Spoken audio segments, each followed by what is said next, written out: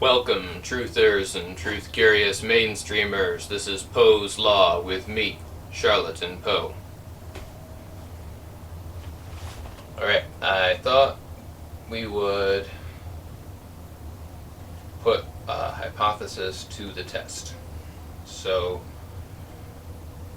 been baking a lot of breadcrumbs on those first couple time drops, on the messages I received when I was out for a walk, and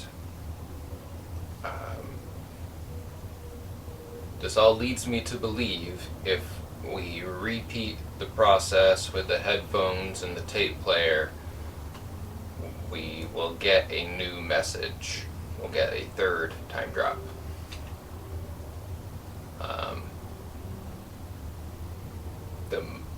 The most obvious, or I think the other strong likelihood is that I may be right, but it might not work this time because a new time drop hasn't been recorded yet. But I've started doing some time travel research, and it seems like, based on the relationship of when anonymous source G. Gordon Liddy is recording these things to me here now, every time he does it, it will be instantaneous. So it's not necessarily like I listen and it's going to be the same. It should be different every single time. The thing is, it was the same several times in a row. I think I wasn't listening for this difference, so it could be that several messages were missed, or somehow there's some part of the logistics of time travel that I just haven't grasped onto yet to explain this. But the logistics of time travel aside, I want to test this hypothesis that it's going to be different, and we'll get another message to hopefully clarify the messages received in the first two and shed some light on the messages that I encountered on the sidewalk and at the park, if those are related to or also from anonymous source G. Gordon Liddy, or those are from some other entity, whether that's a fellow agent or it's somebody working against me, I don't know.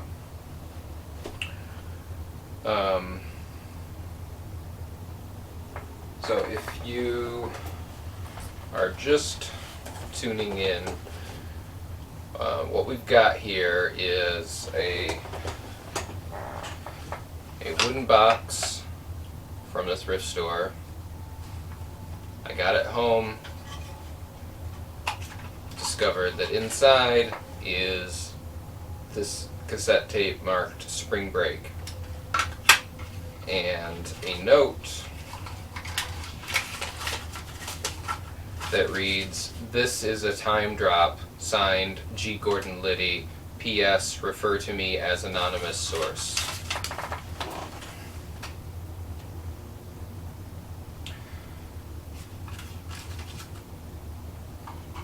And also inside was this folded up, actually shoved into the cassette tape, and that says, "This is our future." Still no idea what that means. But we have figured out that this is a time drop refers to the fact that this is a artifact of Project Looking Glass that G. Gordon Liddy did a number of break-ins all over the world, got access to secret information, and is now communicating that information via this cassette to us here in the future. It doesn't appear that I am the intended target as of yet, because there's a passcode on here to diffuse the subsonic self-destruct signal. And I don't have that code, so I'm assuming that I'm not the agent that this is meant for, but somehow I have figured out a way around it, and I do that by using this cassette player here. I went through several that destructed before I found this one, and some modifications to this one, so I'm going to put the cassette in here. I've rigged up wireless headphones so that the subsonic destruct isn't heard by the machine. Just giving it a little bit of distance seems to get past it.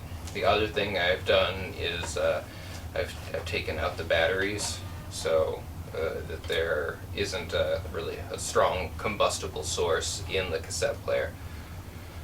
And then the other thing that I've discovered to do is to angle this carnelian pendant, and it kind of shrugs off the energy from the self-destruct signal and grounds it so that the headphones don't have to absorb it. It's the first time I did this, and the headphones absorbed it. They got super hot, and I was afraid they were going to melt. So this is the system we've got working. Alright, so I'm going to press play, and if I'm right, we're going to get a third time drop.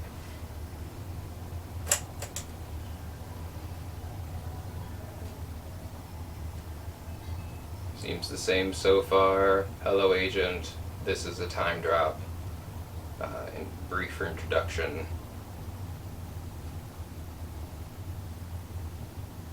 Okay, here comes the signal.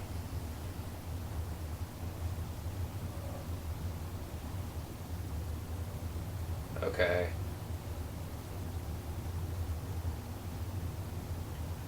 Nanaka Akanen, section C, priority 2, lady, go, Cheney, place, magic, bus, floral, uptown, opulence, expenses, cutting, fixed, 14, 15, total, notes, increase, your, increase, odd, jobs, assets, talents, 3 pairs of shoes.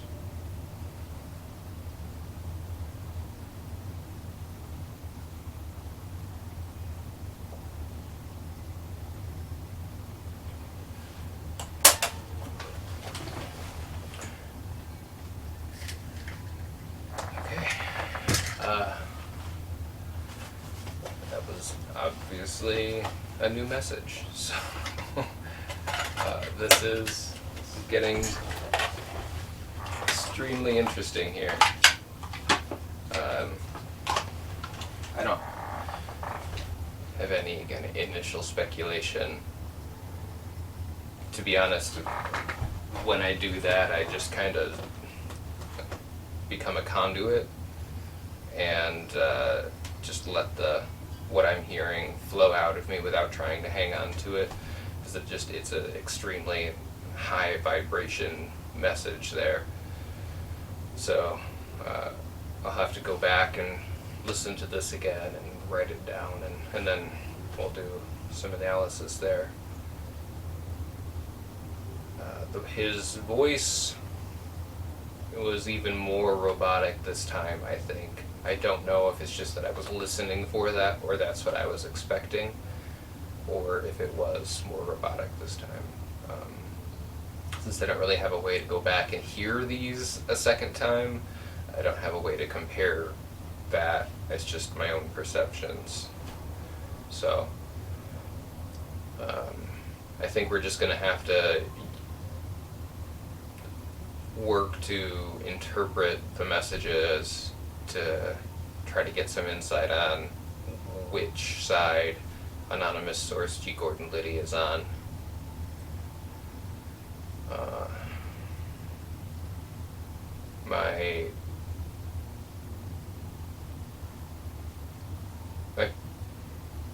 I was going to say my paranoia is growing. It's more like I'm seeing more and more reasons to justify how paranoid I am, like what level of alert I'm trying to maintain. These electrical disturbances seem like they're increasing.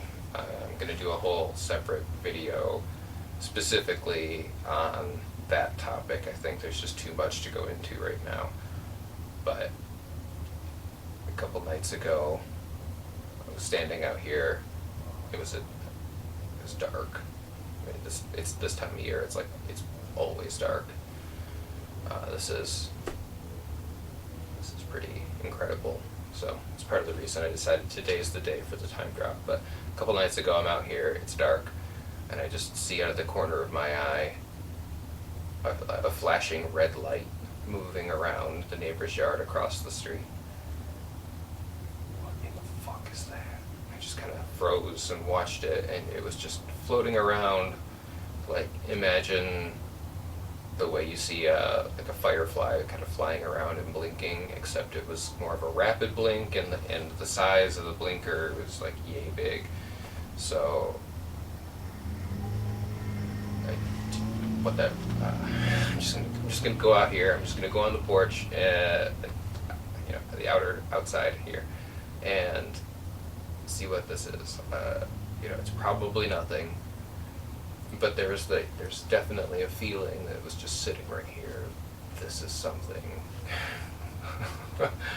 It's like I step outside, and as soon as I open the door and make a noise, that feeling just goes away. And it might have just been that I blinked, but it kind of seemed like all the lights in the neighborhood flickered, and then I'm looking, and that red light's still there, but now it's just the neighbor's dog from a couple doors down. It's like a black Cocker Spaniel or Terrier of some kind. So you can't, from inside the porch, the inner porch here, I couldn't see the dog. I could only see the flasher, and it's a really old dog, so it's blind and deaf, and the guy put this flasher on it, I think, so that if it got lost at night, he could find it. So that happened over the summer. Actually, it was this weird moment of solidarity where not the whole neighborhood, but a good portion of the neighborhood, because this guy and his dog are kind of beloved or figures, so we're all looking for this old dog, and then finally it was found. So it was just that dog with the flasher, and it wandered off again, but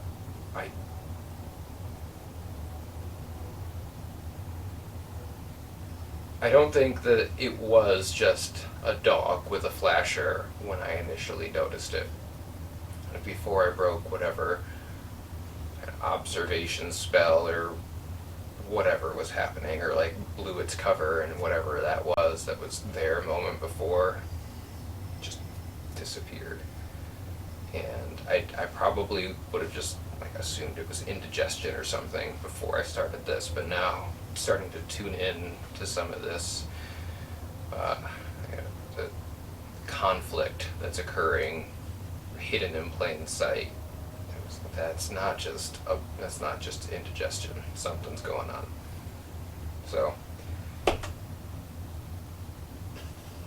stay tuned. I'll have some initial ideas on this time drop as soon as I can, and